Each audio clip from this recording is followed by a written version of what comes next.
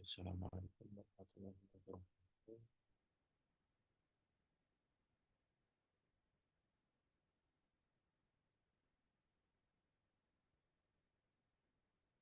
Jadi kita masuk ke pertemuan 10 ya.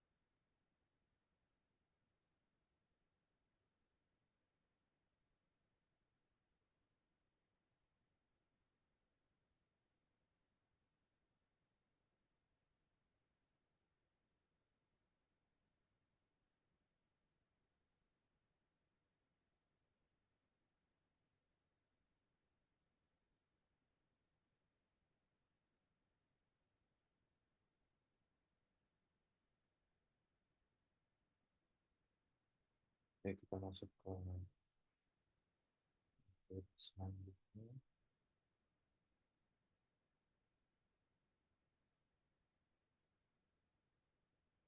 Ini mengenai pendahuluan dan supervised dan unsupervised learning.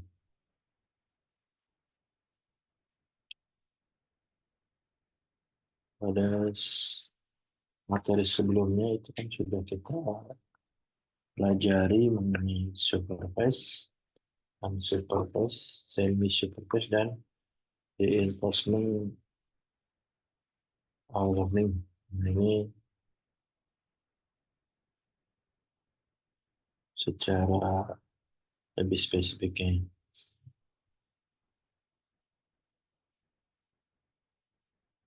Dari setiap kategori ini memiliki beberapa jenis algoritma dari sisi algoritma yang terdapat pada supervised learning. Ini diantaranya yaitu klasifikasi, kemudian ada regresi, decision tree, dan support vektor mesin. Sedangkan untuk clustering, kemudian pendeteksi anomali dan pengulangan dimensi, ini merupakan jenis algoritma dari unsupervised learning.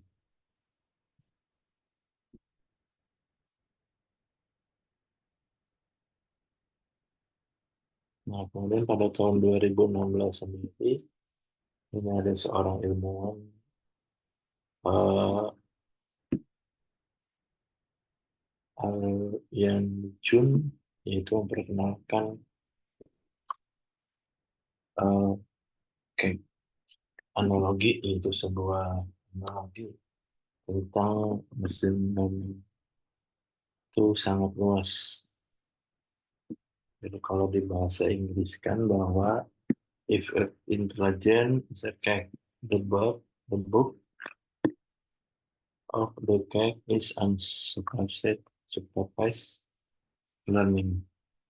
The icing on the cake in is supervised learning, and the cherry on the cake is the information learning. Jadi artinya, jadi jika sistem kecerdasan itu adalah sebuah kue dan unsupervised itu akan menjadi kuenya, supervised itu lapisan dari pada kue, lapisan gula pada kue, dan reinforcement learning itu akan menjadi sebuah cherry pada sebuah kue.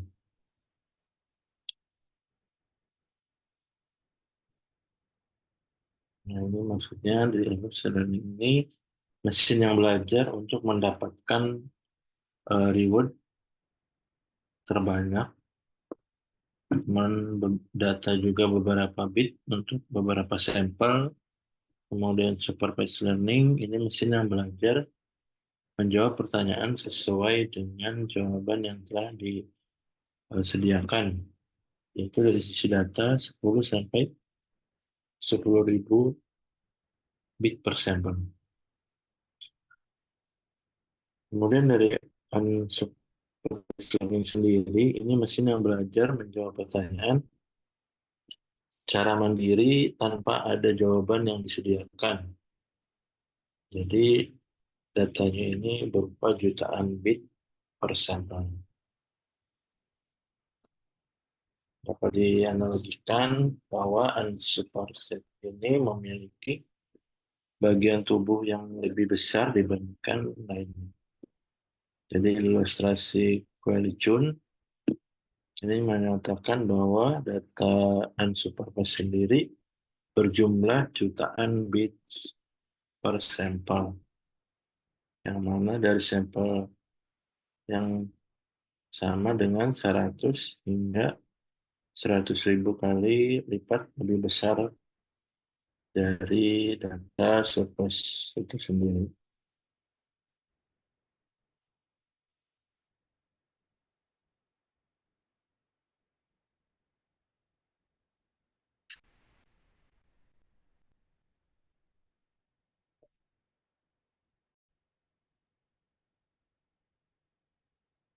Kemudian dari supervised learning sendiri, ini melatih sekumpulan data yang memiliki label. Kemudian label ini pengenal dari sebuah data. Misalkan contohnya sebuah A itu atributnya berwarna hijau. Kemudian bentuknya bulat dan ukurannya seperti bola. Nah, ini fitur ini seperti kayak kita mau tebak-tebakan ya. Jadi terakhir baru kita bikin labeling. Nah, dari fitur ini cocoknya apa? Contohnya kalau di sini hijau, bulat, besar. Itu nanti dilabelkan di dalam sebuah data yaitu sebuah pisang. Sedangkan untuk fitur dari warna kuning, bentuk memanjang dan ukurannya kecil, maka itu dilabelkan dengan pisang. Dianalogikannya.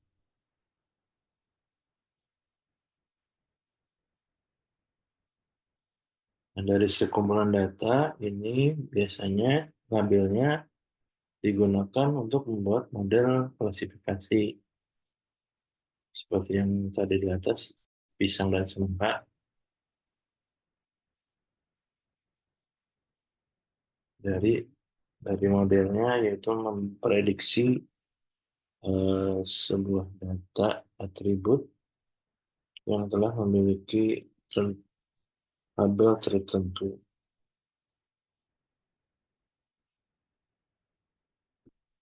Kemudian dari sisi algoritma super sendiri juga eh, lebih populer juga dengan bahasa regresi. Nah, contohnya yang bisa kita dengan regresi yaitu mengenai tentang data penjualan properti di Kota Jakarta. Lantas diminta untuk memprediksi harga properti di daerah Jakarta Selatan. Nah, kemudian beberapa fitur ini berpengaruh terhadap harga properti. Nah, biasanya itu adalah lokasi, kemudian luas tanah, kemudian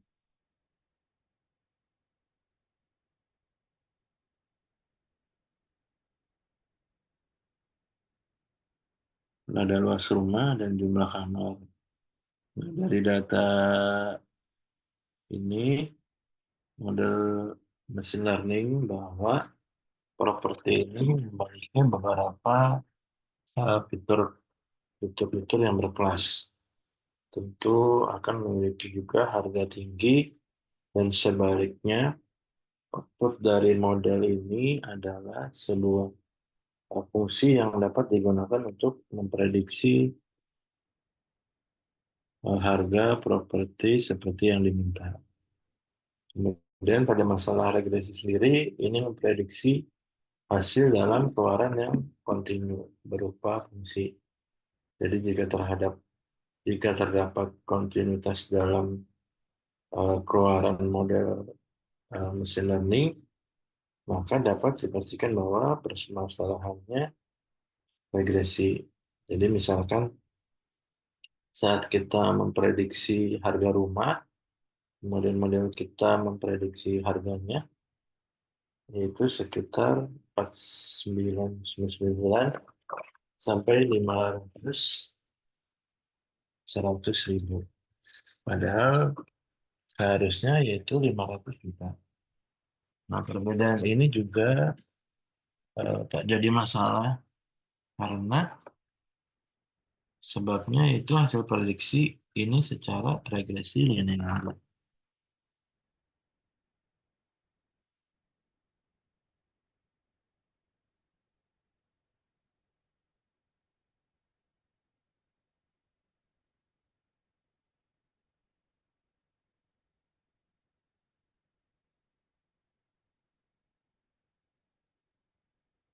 Akan berada pada range bilangan numerik yang mendekati nilai seharusnya.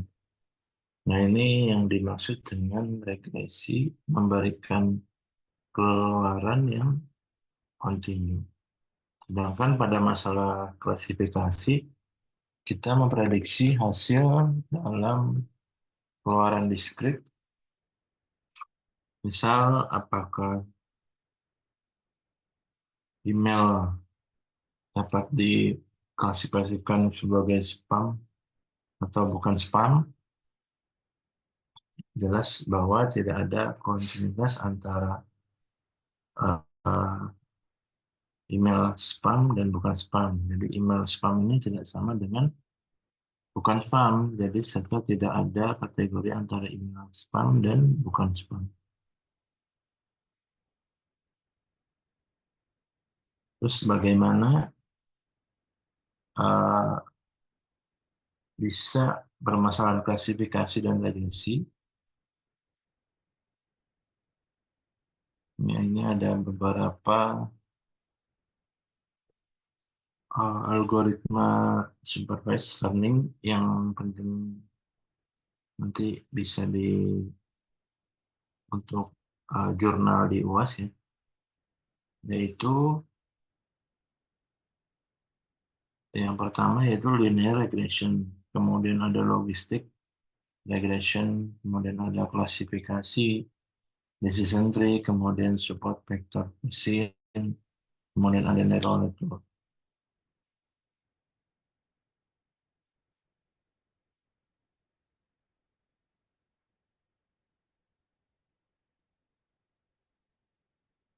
Nah, ini contoh dari klasifikasi, yaitu teknik menentukan kelas atau kategori berdasarkan atribut yang diberikan.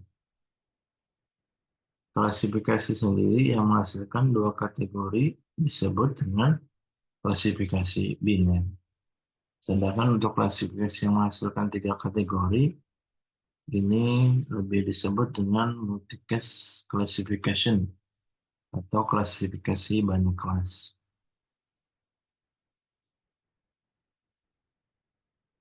Nah, ini misalkan kalau biner ya, cuma dua jenis,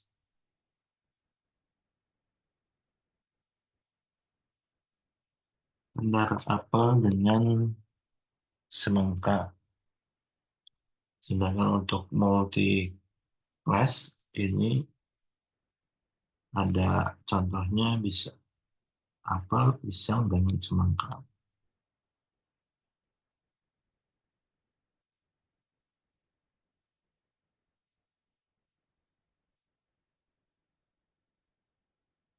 Bisa juga laki atau perempuan. Kemudian klasifikasi email spam.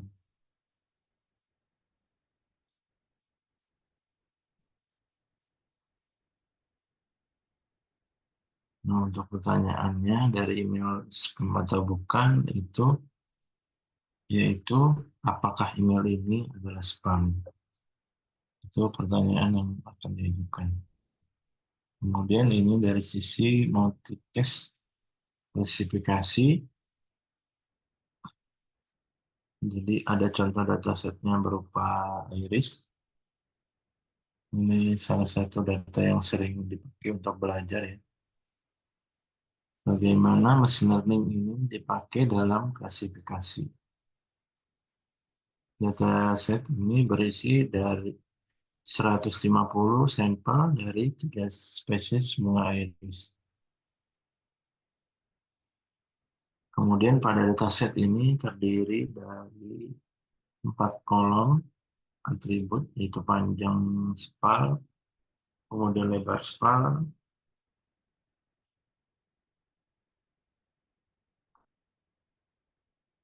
kemudian panjang petal, dan lebar petal. Nah, untuk labelingnya, ini ada 3 kelas, yaitu Setosa, Versicolor, dan Virginica. Nah, kelas ini yaitu kategori atau jenis yang terdapat pada dataset. Itu yang tadi terdapat 3 kelas, ada Setosa, ada Versicolor, dan Virginica.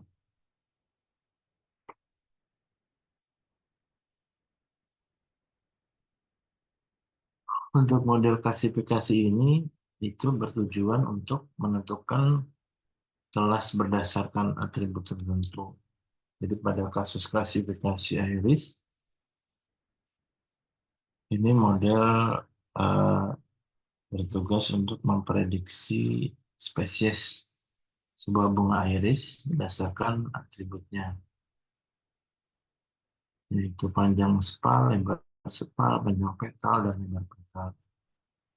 Contohnya panjang petal dari Isis sentosa itu lebih pendek dari versi color Virginia. Dan jika panjang petal pendek, maka kemudian spesies iris sendiri disebut setosa. Nah, di sini bisa terdapat hanya 2 kelas pada dataset, yaitu termasuk dalam klasifikasi biner. Sedangkan untuk banyak kelas, lebih dari 2, itu contohnya bisa dibuatkan dengan klasifikasi banyak kelas. Itu yang lebih dari 3 kelas. Kemudian ada lagi decision tree. Ini juga algoritma supervised learning.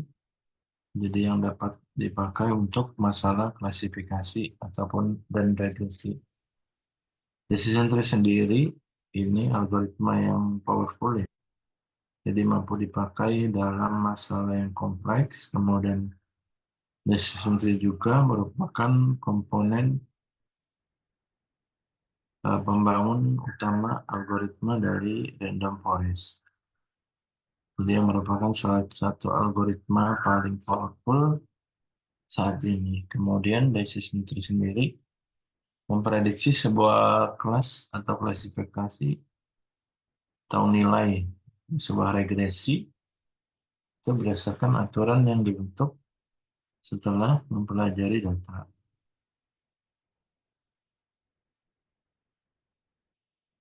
Misal kita punya data yaitu data cuaca. Jadi cuaca ini pertanyaannya itu apakah cocok untuk bermain golf di kondisi cuaca tersebut. Nah ini data setnya.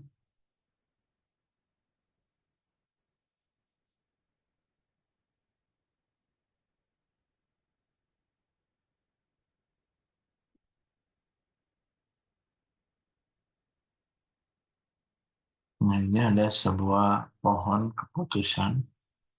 Jadi dari data sebelumnya, contoh pohon data keputusan di bawah ini hanya memiliki dua atribut antara langit dan kecepatan angin. Jadi untuk menentukan bermain golf atau tidak.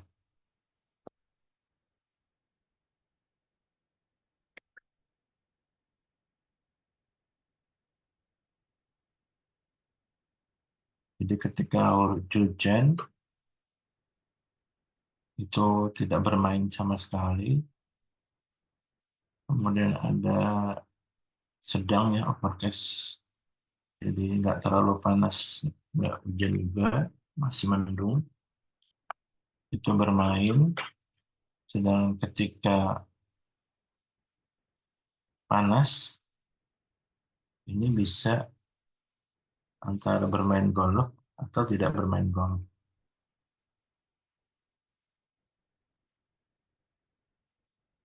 Jadi untuk decision tersendiri ini memiliki dua kondisi, ya atau tidak.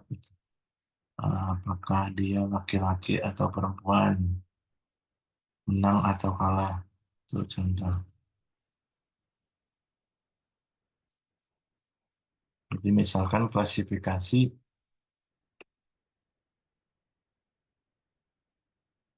dalam setiap lomba, misalkan poinnya berbeda-beda, tapi ada punya nilai lebih, apakah itu dari sisi sertifikat atau lainnya itu bisa bisa dimasukkan ke dalam sistem pengambilan keputusan.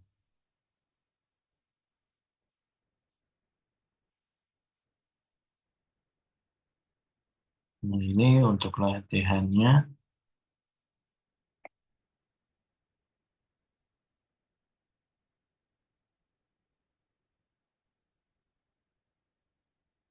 Tujuannya yaitu decision tree menggunakan dataset iris. Untuk tahap pelatihannya, teman-teman bisa dicoba. Ini untuk masalah klasifikasi, yaitu memprediksi jenis spesies sebuah bunga berdasarkan atribut-atribut yang diberikan. Jadi tahapan yang ada pada latihan ini yaitu ubah dataset, kemudian ubah data frame, hapus kolom ID pada data frame, serta pisahkan antara atribut dan label. Kemudian selanjutnya bagi dataset menjadi dua, yaitu data latih dan data uji. Kemudian buat dan latih juga model eh, decision tree. Kemudian lakukan pengujian model dengan data uji. Kemudian lakukan prediksi juga dengan model yang telah dilatih. Kemudian visualisasikan model decision tree yang telah dilatih.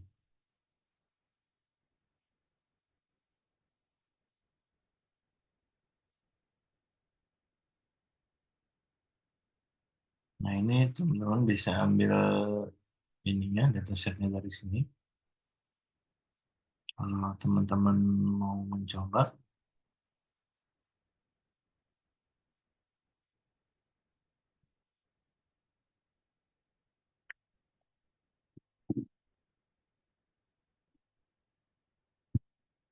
yang pertama kita unduh dulu, kemudian masukkan data CSV-nya ke dalam Google Colab, kemudian konversi dataset menjadi pandas pandas data frame.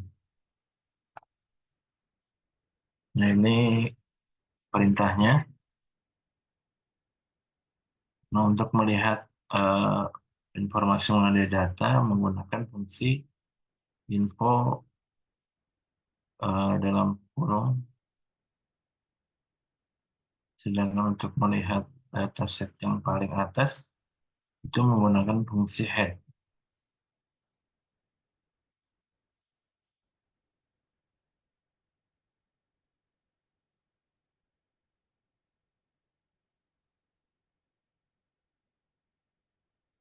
Nah, ini contohnya.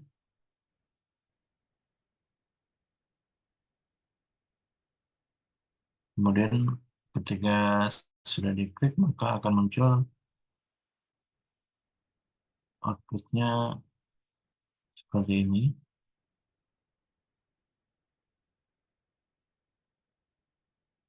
Langkah selanjutnya yaitu mengidentifikasi kolom yang tidak penting pada dataset, yaitu menggunakan drop.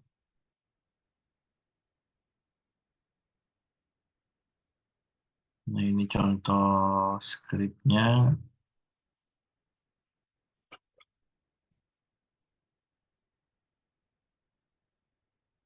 Nah, sebelum melatih model, kita juga harus memisahkan antara atribut dengan label. Dan perlu juga membagi dataset menjadi data latih dan data uji. Jadi perintahnya yaitu untuk memisahkan antara label dan atribut.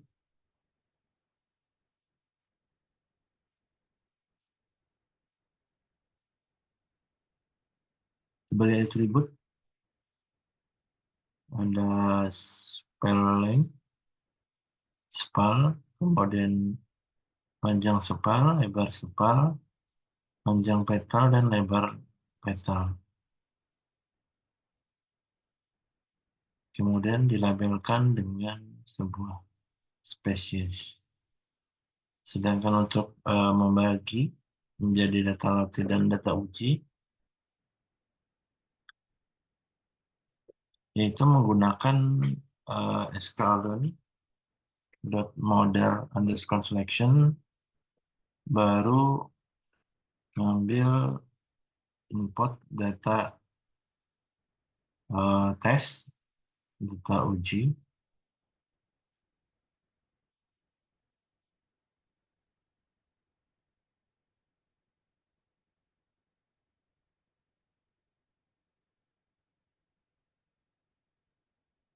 Perintahnya yaitu extend, kemudian koma test, ytren, dan ytest.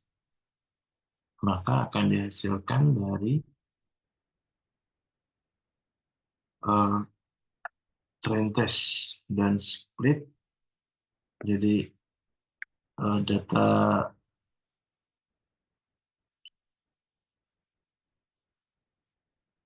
uji kemudian di split agar bisa mengklasifikasi mempunyai dua data, yaitu data latih dan data uji. Untuk decision tree sendiri, ini yang akan kita gunakan. Contohnya menggunakan data latih, menggunakan fungsi fit,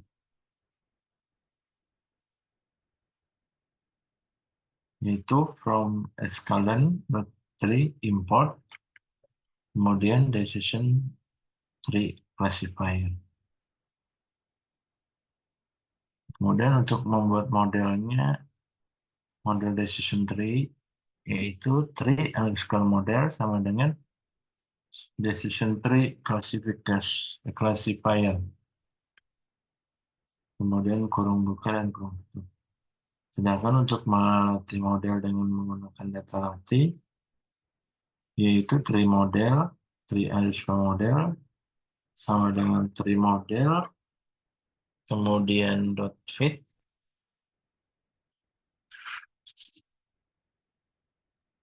xtrain, dan ytrain. Setelah model dilatih, uji model menggunakan data uji untuk melihat seberapa baik model yang telah kita buat. Kemudian pengujian ini bisa dilakukan dengan menggunakan fungsi predict. Untuk dari evaluasi modelnya, itu kita bisa menggunakan perintah from escalon.metric, kemudian import accuracy score. Kemudian Y prediction, kemudian tree underscore model, dan prediksi X-test. Ini dari data testing atau data uji. Kemudian kita akurasikan perintahnya yaitu ACC, kemudian score, run, accuracy, underscore, score, prediksi. Ini tes. Kemudian untuk melihat hasilnya, kita menggunakan perintah print, kemudian label accuracy, dan ACC score. Maka akan muncul akurasinya yaitu 0,933.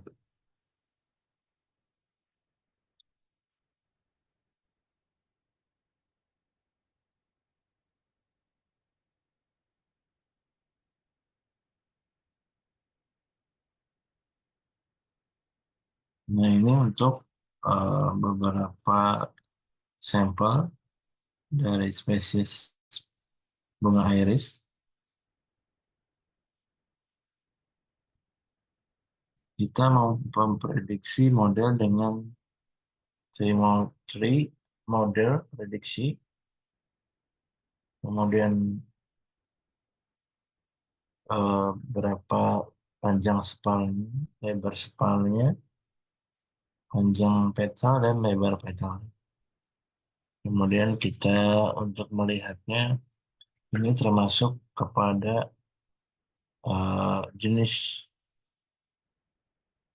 labeling apa, yaitu dengan perintah print, kemudian dalam kurung tree underscore model, kemudian prediksi, kemudian kita masukkan panjang petal yang tadi menjadikan pertanyaan, lebar span, panjang petal, dan lebar petal. Maka akan muncul hasil jenis irisnya yaitu Virginica.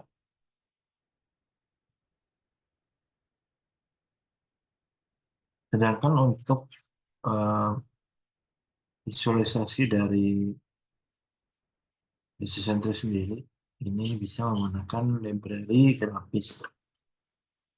Itu hasil dari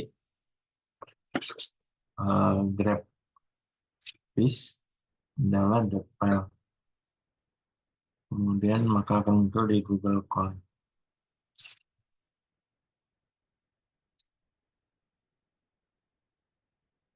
From SK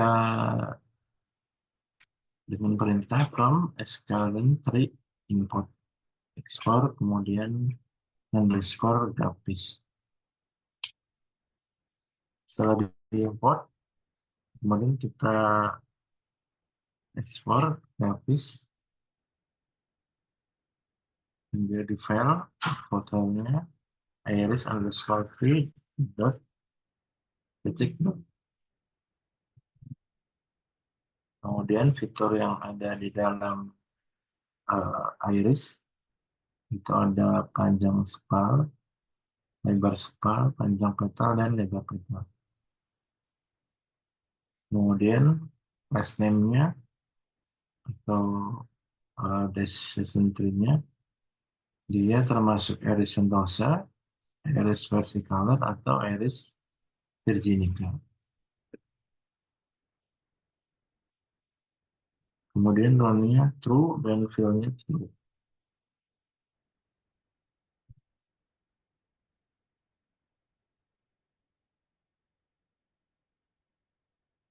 Nah, nanti akan muncul di Google Colab-nya seperti gambar.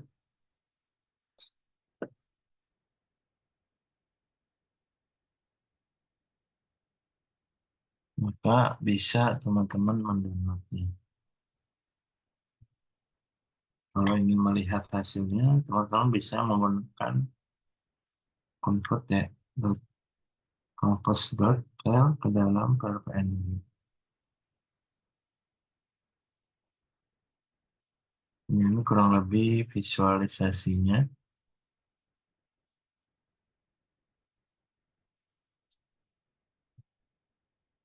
perteling sekian, sampelnya, fitur-fiturnya, ada sampelnya, videonya, kelasnya. Nah, ini merupakan iris Photoshop. Jadi misalkan ada dasarnya, dia panjang sekian petalnya, lebar sekian apa spalnya, ini termasuk kategorinya iris apa.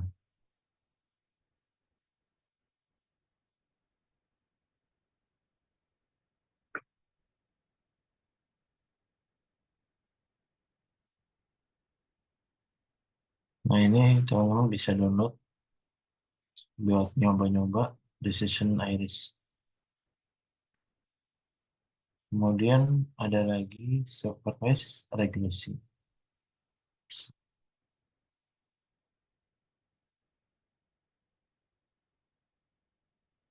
Nah ini model yang untuk menghasilkan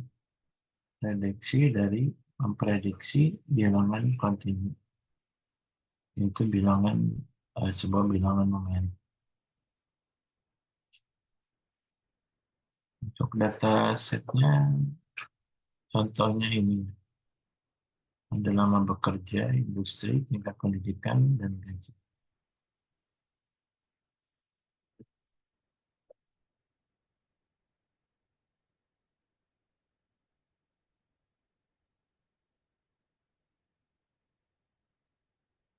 Nah ini termasuk jenis regresi linear.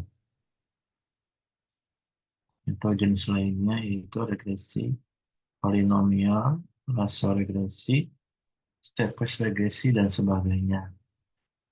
Nah, untuk jenis-jenis regresinya bisa klik di sini ada tautannya. Linear sendiri, regresi sendiri,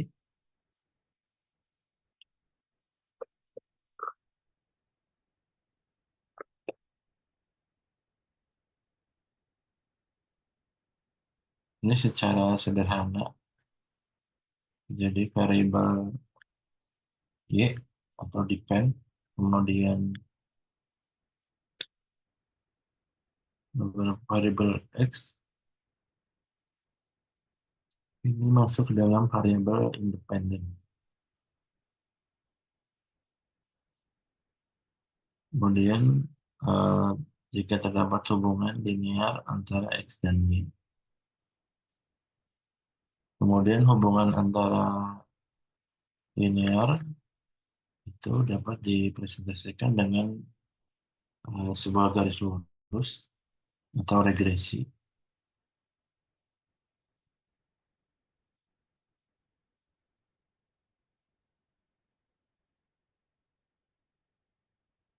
Jadi bentuknya ini linear, jadi nggak nyebar-nyebar paling atas atau di sini paling atas juga. Kemudian dari jenis regresi sendiri, ini dapat digambarkan garis abu-abu ya.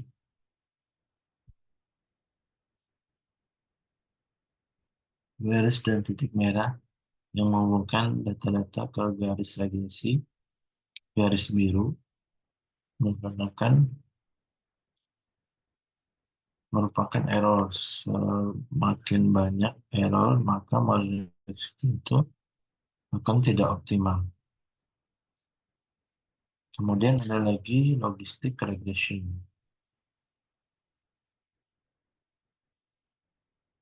yaitu lebih dikenal dengan logic regression, kemudian maximum entropy classification, dan log linear classification, yaitu merupakan salah satu metode yang umum digunakan pada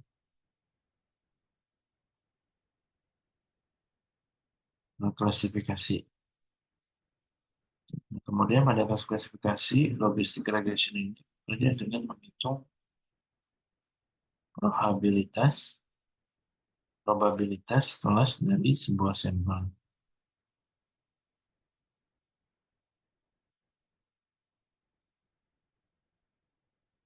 Ini merupakan sebuah nama ya. Jadi fungsi logistik ini menghitung probabilitas kelas dari sebuah sampel, sebuah email memiliki probabilitas sebanyak 70% dan memiliki probabilitas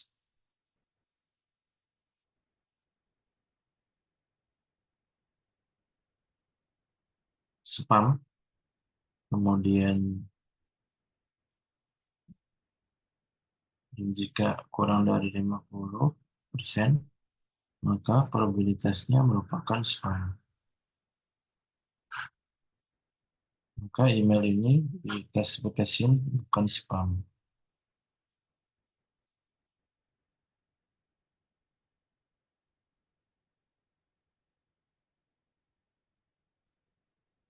Nah, ini contohnya bisa dicoba di Google Colab.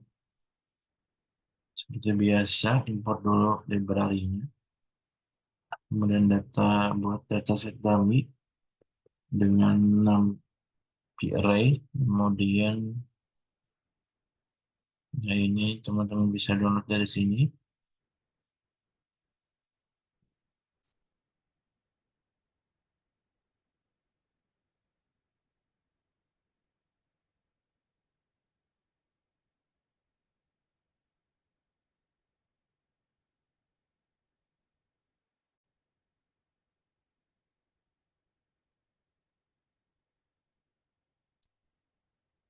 Nah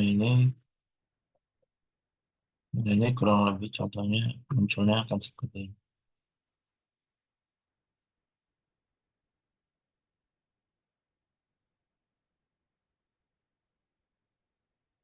Kalau mau lihat sebelumnya, nah ini hasilnya sama ya. Ketika kita buka di Google Colab, bentuknya akan seperti ini juga.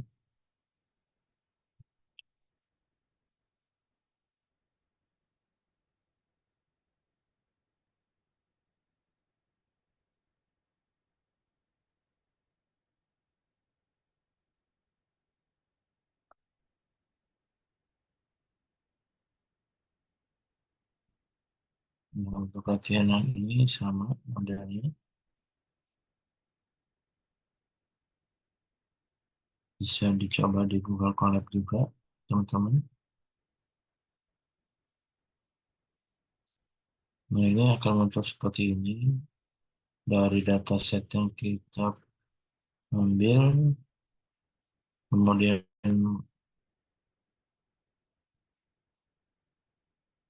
diklasifikasikan. Kemudian untuk uh, list yang tidak penting, itu kita hapus.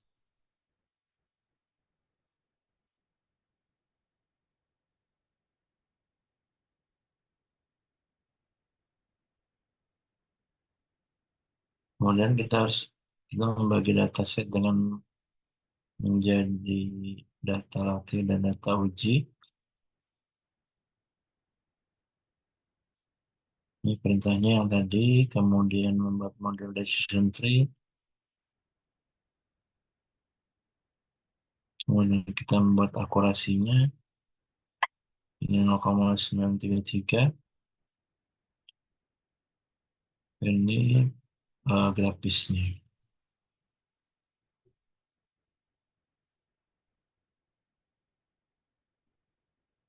Kemudian ada lagi contoh dari uh, logistic regression. Kita akan lihat skripnya.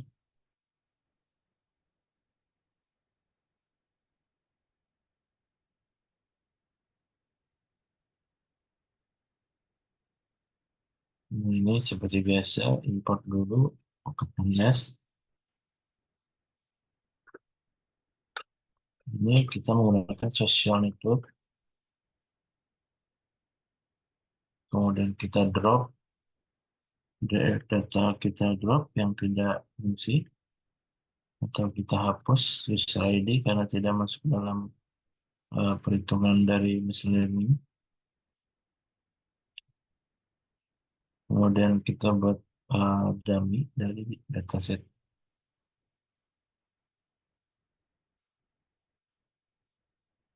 Kemudian selanjutnya yaitu pisahkan atribut dengan label.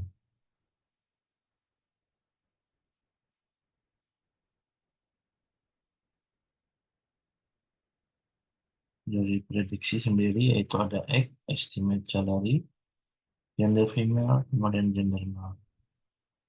Untuk datanya, untuk data tabel sumbu X itu data prediction, dan sumbu Y yaitu purchase. Selanjutnya lakukan normalisasi terhadap data yang kita miliki. Ini kurang lebih scriptnya seperti ini. Nanti ketika kita print akan muncul dataset seperti di bawah. Kemudian kita selanjutnya membagi data menjadi tren dan tes, setiap atribut dan label. Kemudian kita buat uh, latih dari dataset menggunakan fungsi fit.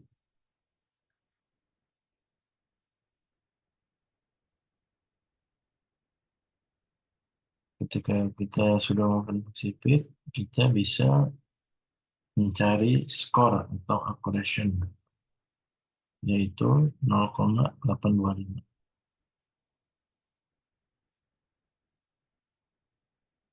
Ini hasilnya sama.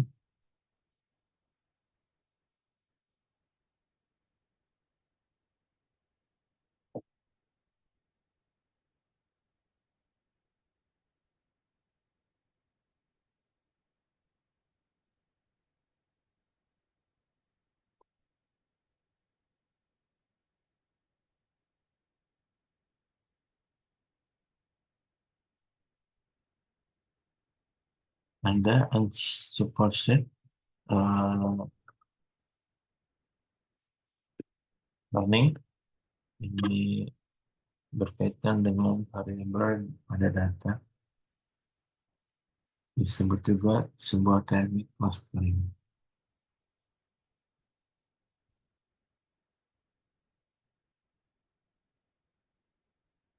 Contoh dari teknik clustering yaitu uh, dari customer segmentation, dari data ribuan pengunjung uh, sebuah website e-commerce, kemudian model belajar sendiri untuk mengelompokkan pengunjung, kemudian bisa juga berdasarkan waktu kunjungan, nama kunjungan, penggunaan fitur,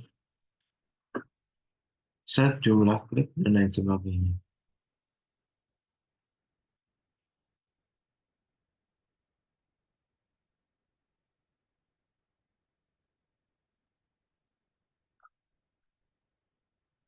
Model Ansible sendiri ini menentukan segmen market, yaitu mengelompokkan antara pengunjung ke dalam segmen market yang berbeda dengan output dari model. Jadi pengelola e-commerce dapat menentukan strategi untuk meningkatkan penjualan atau strategi lain yang dirasa perlu diambil untuk kelanjutan tadi. Untuk metode Ansible sendiri ini sangat populer, yaitu GANS atau Generation Adversarial Network. Ini terinspirasi dari sebuah game. GANS sendiri bekerja membuat dua jaringan saraf tiruan berkompetisi dalam sebuah buku ini memiliki dua jaringan syarat yang saling bersaing. Jaringan pertama yaitu menghasilkan eh, mencoba menghasilkan data palsu untuk mengelabui jaringan kedua. Sedangkan jaringan kedua ini mencoba membedakan antara data palsu dari data sampel komponen data kita. Nah, seiring berjalannya waktu, ini kedua jaringan ini memiliki menangkap pola spesifikasi yang halus dalam sebuah komponen data. Untuk beberapa algoritma analisis, ini ada clustering, kemudian ada dimensional reduction, anomaly detection, dan density estimation.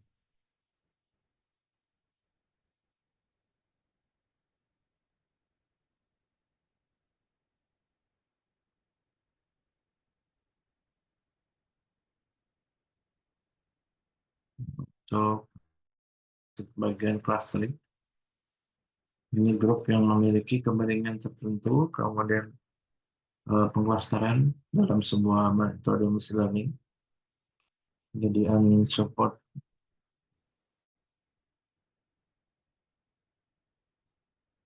mengumpulkan objek-objek yang memiliki kemiripan jadi ke dalam sebuah klaster karena termasuk kategori unsupervised. Maka dataset ini, data model clustering tidak memiliki label.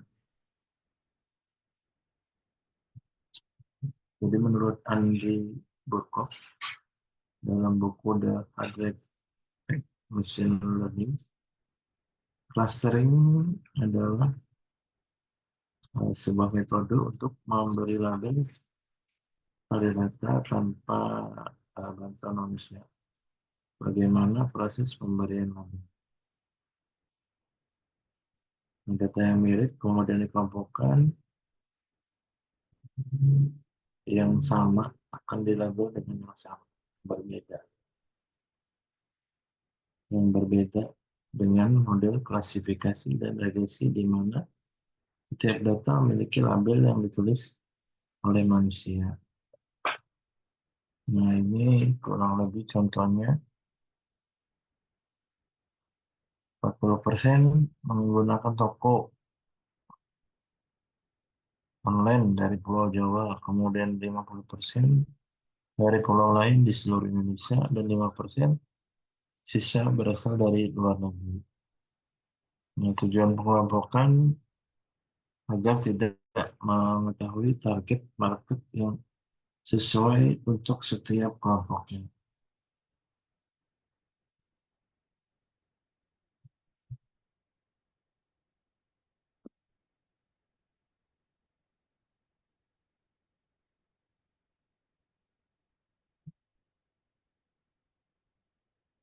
Setelah pengumpulan training set, kemudian masuk ke dalam pengklasteran atribut.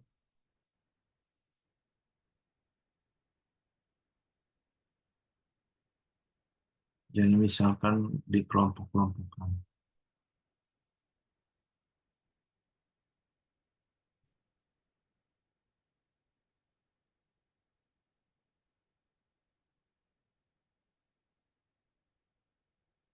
Nah, ini untuk contoh dari Cummins clustering.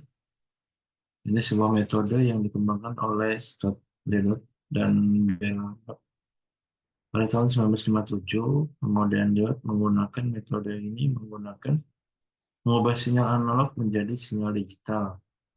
Jadi proses pengubahan sinyal ini juga dikenal sebagai postcode modulation. Nah, ini ketika perusahaan di awal internal, hanya dipakai internal, kemudian metode baru pada jurnal ilmiah nomor 82. Kemudian pada tahun 1905, Edward Rutherford mempublikasikan metode yang sama yaitu Kamis, sehingga Kamis dikenal juga sebagai metode reward for. Untuk melihat bagaimana Kamis bekerja, kita akan menggunakan ilustrasi dari tulisan M dan biji.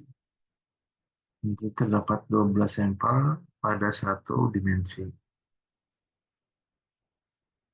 Kemudian kita buat Kamis menulis sebuah sampel secara asal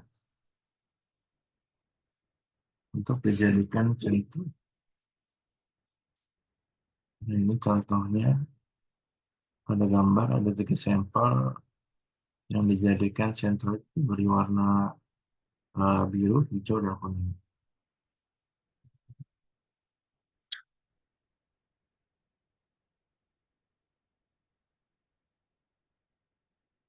Model sentroid sendiri ini pusat dari sebuah cluster.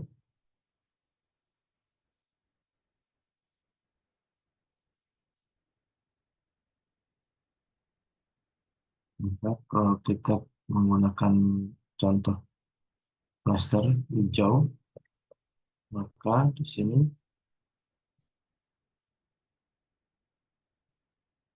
akan di measure dulu jaraknya, kemudian akan disamakan hasilnya, yaitu bentuk yang sama, tetap dengan warna yang berbeda.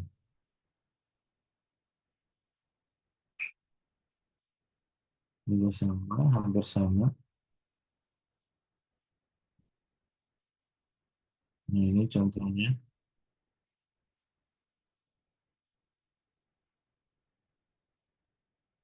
Ini dengan metode yang lain, yaitu metode elbow. Kemudian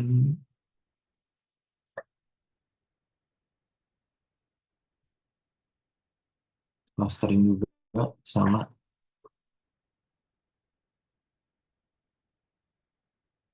Untuk lebih jelasnya, kita lihat di latihan sekolah ini.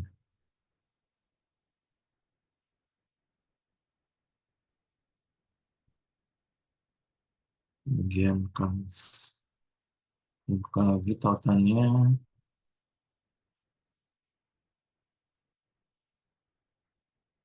Semakin besar dataset, maka ketika kita buka datasetnya juga akan semakin lama prosesnya. Lebih biasa kita gabungkan dulu import, kemudian kita ubah menjadi data frame,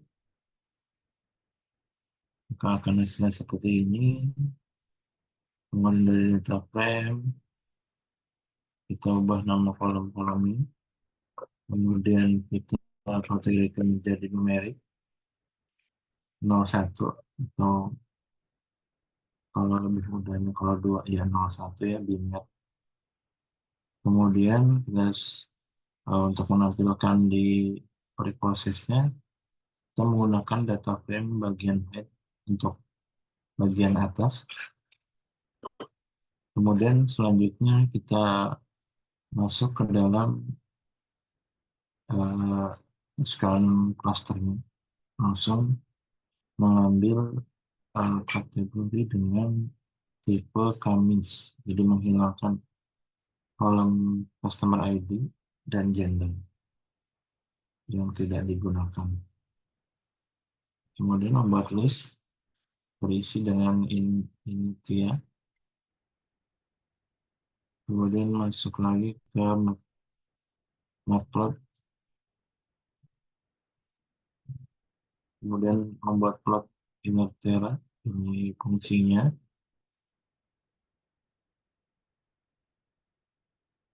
Maka ketika kita beri, maka akan muncul grafik atau elbow seperti ini.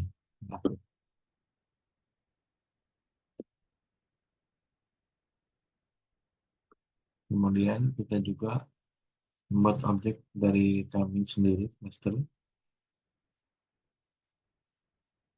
untuk menambahkan kolom pada dataset. Ini bisa menggunakan perintah X, label, ada tabel ya. Kemudian membuat close comment dengan 5 cluster.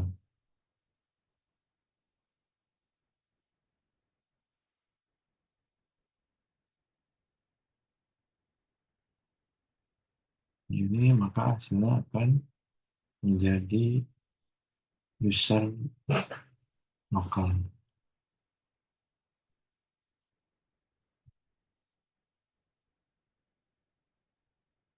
Selanjutnya,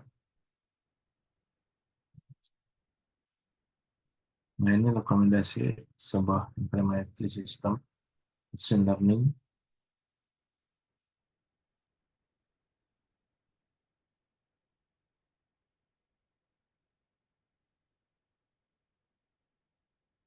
Ada beberapa platform juga.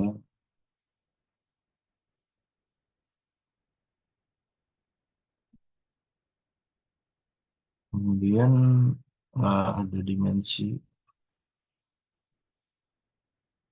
implementasi dua machine learning yaitu regresi dan clustering.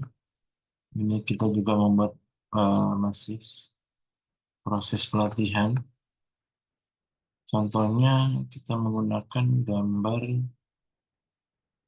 resolusi 28 kali 28, kemudian memiliki 784 atribut. Ini pada ini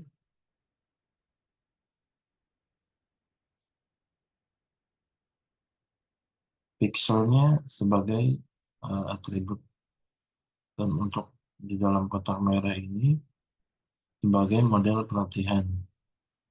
Sedangkan di luar itu tidak berguna untuk pelatihan model. Jadi pengurangan dimensi yaitu membuang pixel dan atribut yang berada di luar kotak merah. Kemudian jika terdapat 10.000 gambar, maka dataset pengurangan dimensi akan mempercepat pelatihan model secara signifikan. Ada beberapa teknik untuk pengurangan dimensi. Yang pertama yaitu prinsipal komponen analitik. Tujuannya yaitu mereduksi dimensi atau mengurangi jumlah atribut pada dataset tanpa mengurangi format. Contohnya dataset harga rumah, ada PCA, jadi setiap atribut disebut sebagai prinsipal komponen. Jadi ketika terdapat 10 atribut pada dataset, berarti terdapat 10 prinsipal komponen. Ini kurang lebih contohnya seperti ini. PCA sendiri bekerja menghitung varian dari tiap atribut. Untuk informasi yang dimiliki adalah sebuah atribut varian sini. Misalkan dataset rumah dari atribut jumlah kamar memiliki varian, ada yang smoking dan smoking contohnya. Untuk warna rumah ada yang redup ataupun yang terang, dan eh, menurut perhitungan variasinya atribut warna rumah dapat dibuang dari dataset karena tidak memiliki informasi yang cukup.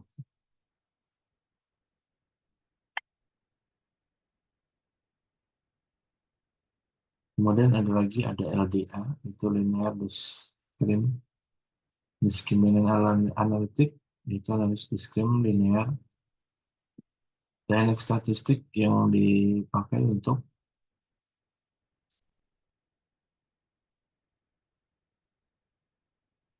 kelas-kelas reduksi dimensi, yaitu bekerja mencari kombinasi atribut yang terbaik untuk memisahkan kelas-kelas pada dataset. Perbedaan yang mendasar antara LDA dan PCA yaitu PCA teknik unsupported karena pada pengurangan dimensi. PCA juga tidak menghiraukan label pada dataset, sedangkan LDA ini teknik supervised karena dia sendiri memperhatikan kelas-kelas pada data dapat dipisahkan dengan baik.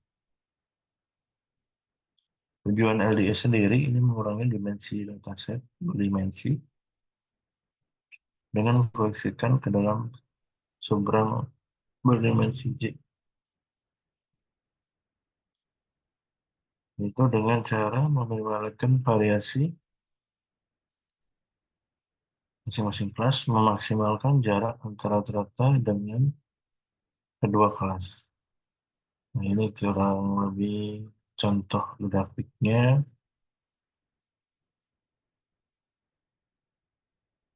Ini grafik dua dimensi.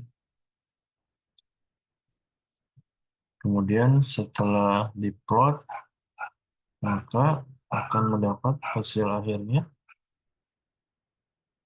seperti ini.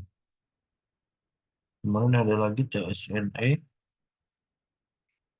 yaitu dari Distribute Stock Neighbor Embed, atau sering disebut dengan TSNA. Ini menurut Lauren van der Maten dan Geoffrey Hinton pada tahun 2008. Teknik nonlinear support yang digunakan untuk reduksi dimensi, ekspresi data, visualisasi data berdimensi tinggi, algoritma menggunakan untuk memisahkan data, tidak dipisahkan oleh garis linear. Dengan Vision kita memiliki visualisasi bagaimana data tersusun pada ruang dimensi tinggi. Nah, ini kurang lebih contoh dari TSNA algoritma, visualisasi algoritma digital dengan TSNA.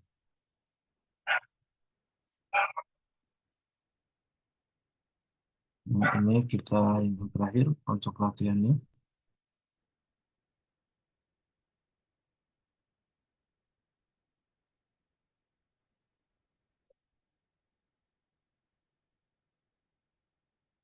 Biasa kita ambil datasetnya, kemudian kita pisahkan antara dataset latih dengan dataset uji.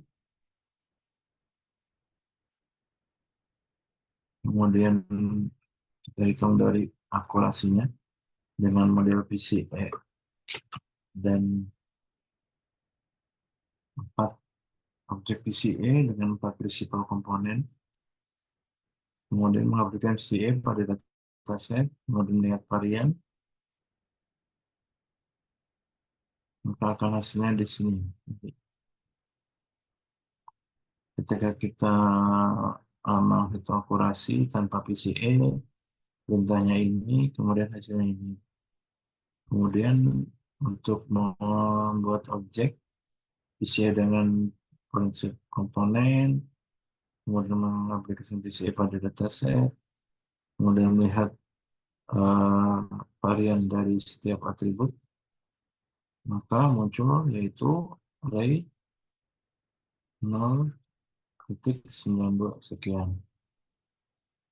Kemudian PCE dengan dua prinsipal,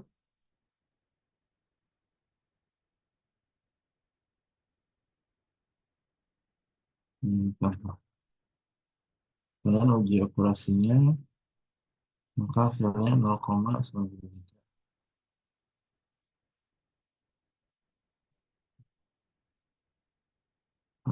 Untuk materi dan prakteknya nanti bisa dicoba lagi di rumah. Kalau ada pertanyaan, boleh silakan.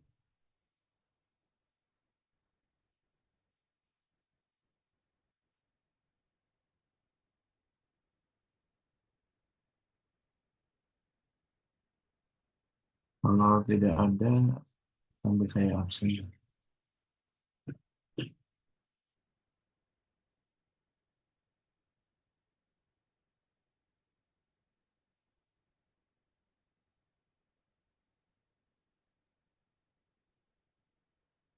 Oleh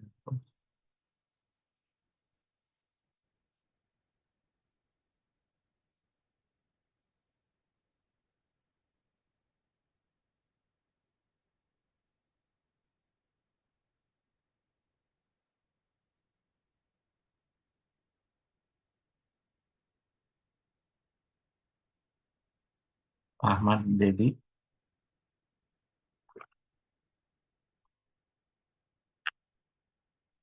Ananta Suryanitra, Hadir, Pak. Arif Kurniawan, Hadir, Pak. Febrianto, Ferdiando, Hadir, Pak.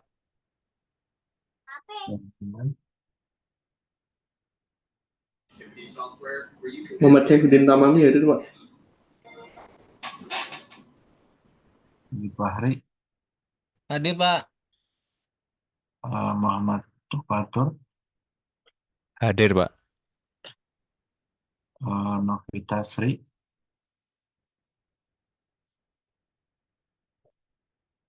Muhammad Sidik, ini ada tadi, sinyal susah sinyal, Ramadian, Rizky Alamsyah,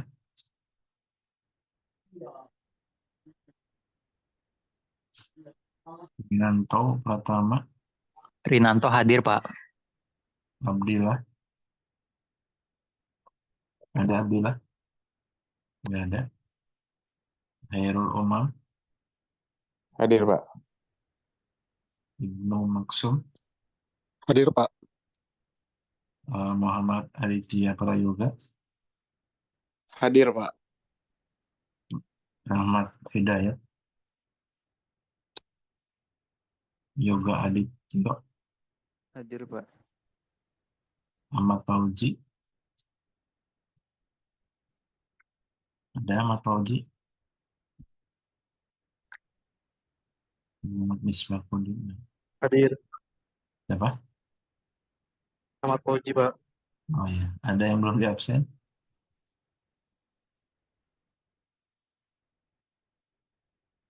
Hawarizmi, ada Hawarizmi,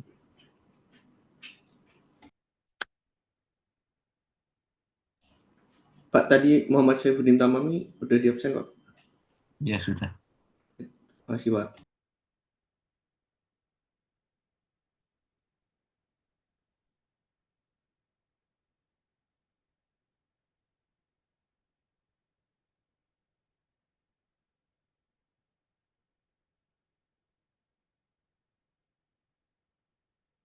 Ada yang ditanyakan boleh?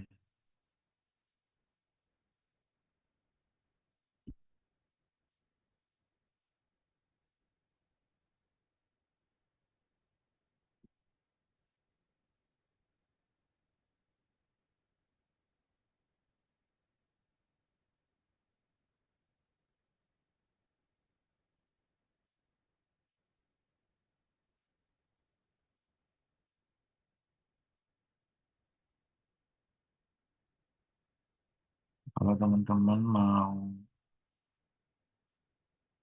belajar tapi di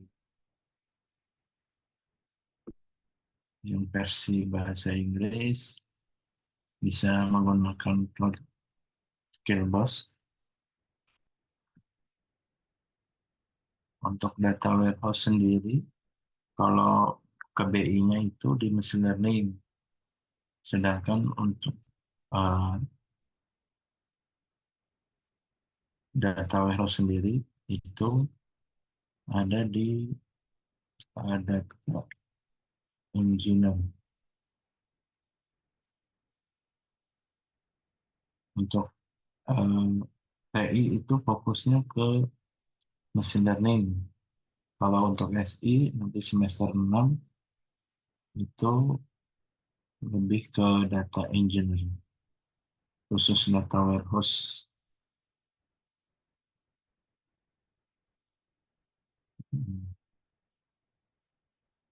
Untuk UASnya sudah saya upload di Google Class.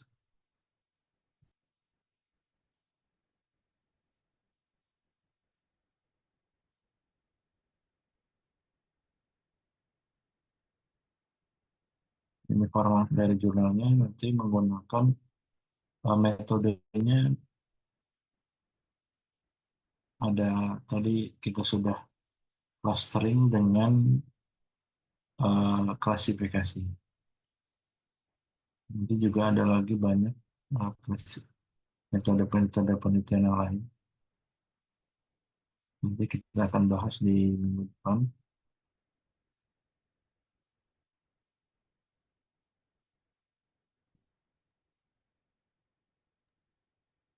UASnya kelompok, Pak. Iya, kelompok. Apa mau masing-masing? Biar tidak memberatkan. Jadi dibuat kelompok.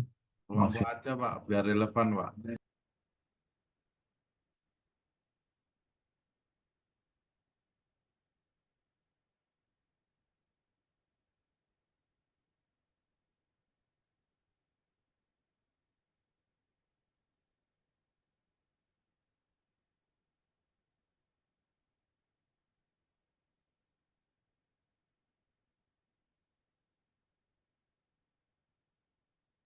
Untuk minggu untuk besok mulainya setengah 8 atau jam 8 karena saya ada acara dulu besok.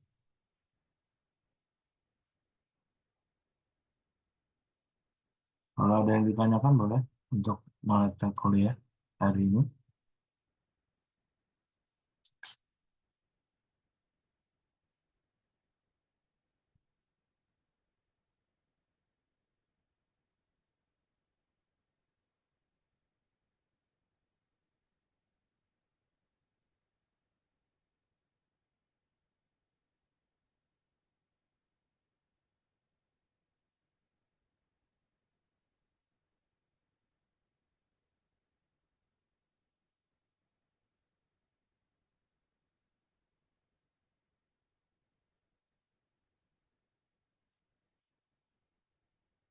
Kalau sudah tidak ada,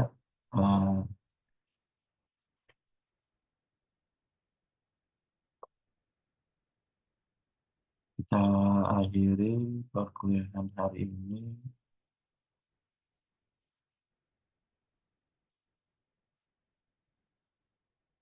Sampai ketemu besok dengan mata kuliah yang berbeda. Terima kasih teman-teman sudah bisa hadir. Jangan lupa istirahat. Ya. Sehat selalu. Assalamualaikum warahmatullahi wabarakatuh. Waalaikumsalam warahmatullahi wabarakatuh. Waalaikumsalam warahmatullahi wabarakatuh. Terima kasih Pak. Hmm.